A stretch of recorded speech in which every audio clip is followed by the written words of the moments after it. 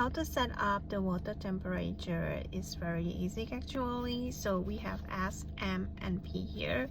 So this is set, mode, and peak. So first of all, you want to set the water temperature to set the warning limit. So you just long press S. Okay, so the color changed to red, and then you can use this S to decrease the level, or P to increase the level. And if you are done, then just leave it for 1 to 3 minutes, and then it will stop the dimming, and that's it.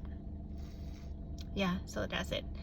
And then if you want to change the background lighting, you just long press S again, and then you press M, mode. We have 6 levels of color. Yeah, so that's it. And if you want to change this one, the voltage, the temperature, the limit for the voltage, just long press S again, and then change the backlight color to blue, and that's it.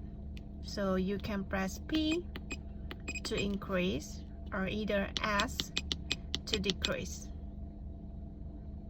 That's it. Just leave it for 1 to 3 minutes, and it will set the limit. Done. Thank you.